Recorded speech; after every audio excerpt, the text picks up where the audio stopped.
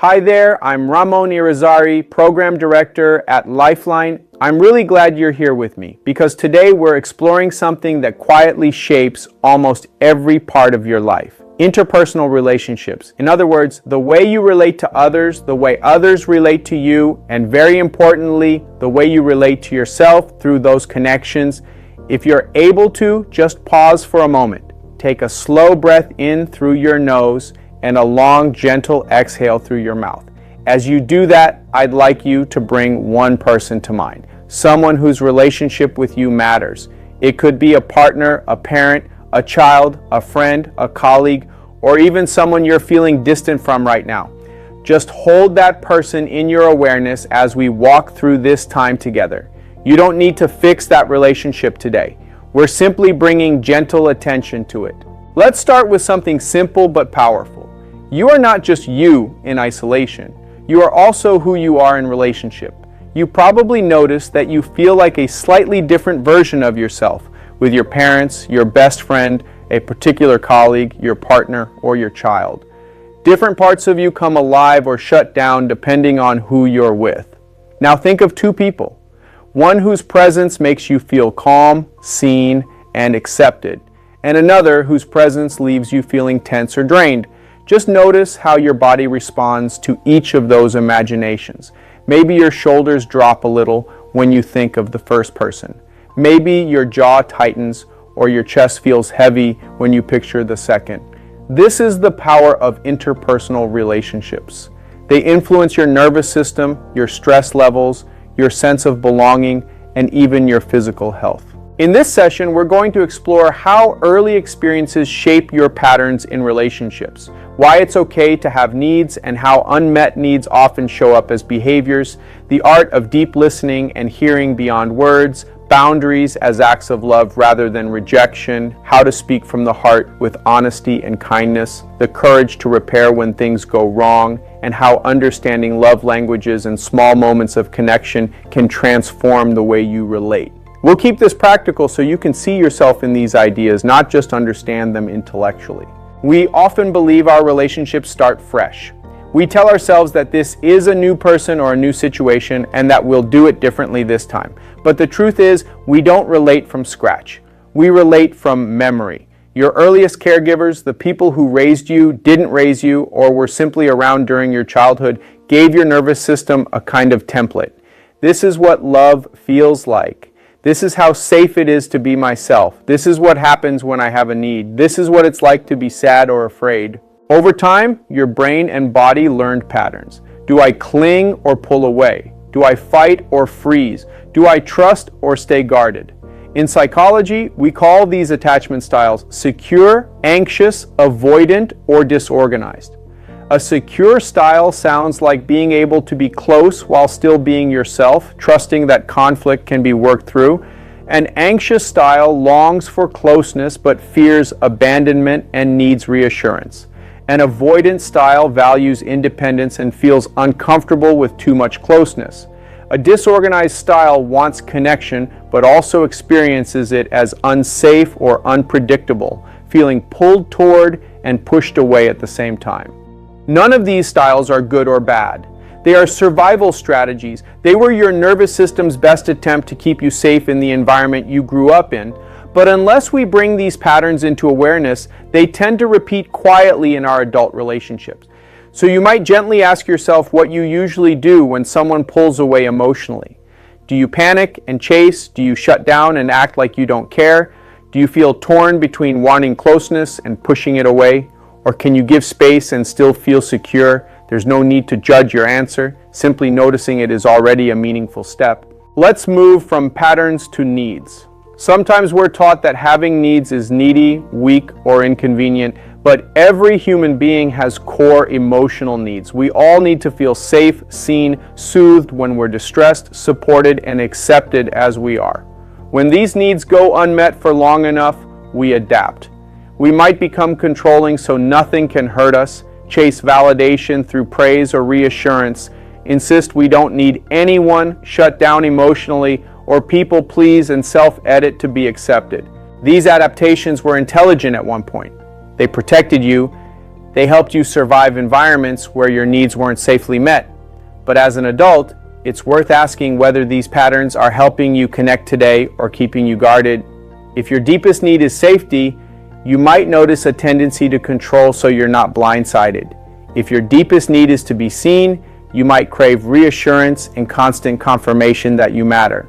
If your deepest need is support, you may have swung toward extreme independence and decided never to rely on anyone again. I want you to hear this clearly. There is nothing wrong with having needs. Your needs don't make you weak. They make you human. The work isn't about erasing your needs, but about recognizing them and slowly, kindly finding healthier ways to honor them. Now let's flip the lens and talk about something essential in every relationship: listening, real listening. Most of us don't always listen to understand, we listen to respond.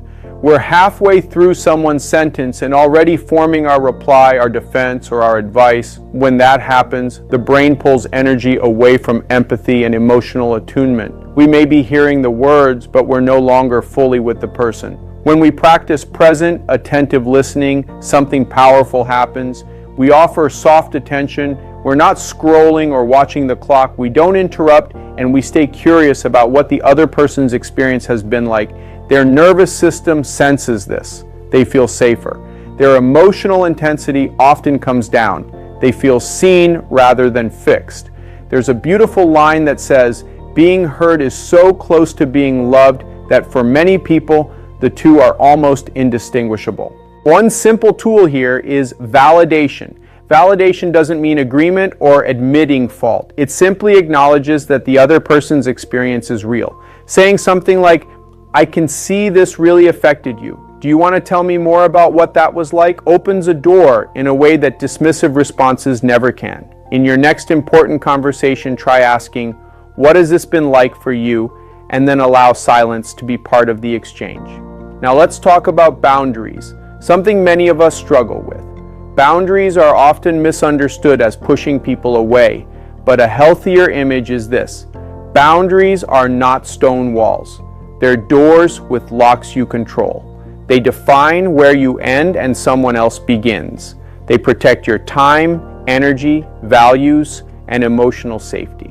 Without boundaries, relationships often become resentful, draining, or confusing.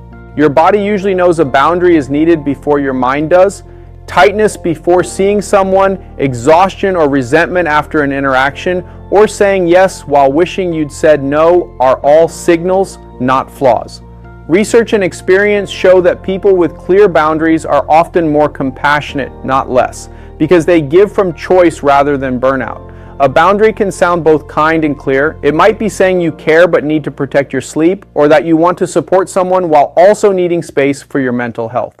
Healthy boundaries don't attack or blame. They express a limit with respect and clarity. If saying no was punished or shamed in your past, boundaries will feel uncomfortable at first. That discomfort doesn't mean they're wrong. It means they're new. We've looked at listening and boundaries. So now let's talk about how you speak. There's a phrase I love. Honesty without kindness is brutality, and kindness without honesty is manipulation.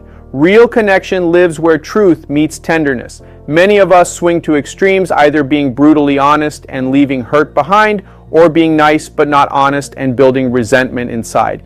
Neither creates safe, lasting relationships. One helpful tool is using I statements instead of blame. Speaking from your own experience allows you to name a problem without attacking the other person's character. It keeps the door open for connection rather than defensiveness. I also want to gently touch on people pleasing. When you keep saying yes while your whole system is screaming no, it may look like kindness, but internally it's often self-abandonment. It usually comes from fear of rejection, being seen as selfish, or upsetting others. The cost is that people end up loving a version of you that isn't fully real. Practicing honest, kind expression takes courage, but each time you do it, you strengthen your relationship with the other person and with yourself. Even in the healthiest relationships, things will go wrong. Words are said, messages are misunderstood, stress and old wounds get activated.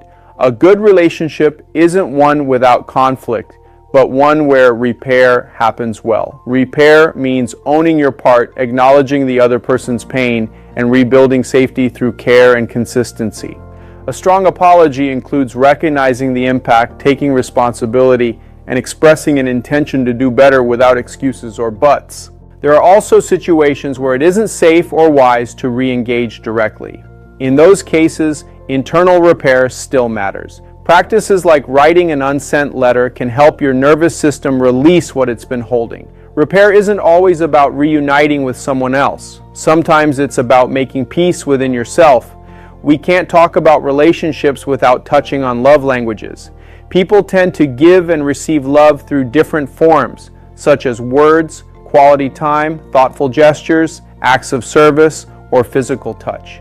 Problems arise when we keep expressing love in our own language while the other person's heart doesn't hear it. Relationships are built not on grand gestures, but on small, repeated moments of care and repair. Consistency matters more than intensity. I'd like you to return to the person you held in mind at the beginning. Consider what helps them feel most loved and seen, and try speaking their language intentionally. A message, a small act of help, unhurried time, a warm hug, or a thoughtful gesture can go a long way.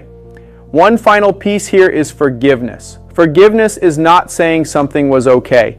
It's choosing not to let resentment continue running your system. It works best alongside truth, boundaries, and, when possible, repair. We've covered a lot together. Your attachment patterns and how early experiences shape them, your emotional needs and how unmet needs become behaviors, listening and validation, boundaries, honest and kind communication, repair, and nurturing closeness through small acts of care. You're not meant to master all of this at once. Think of it as a landscape. Now that you can see more of the map, you can begin walking it one step at a time.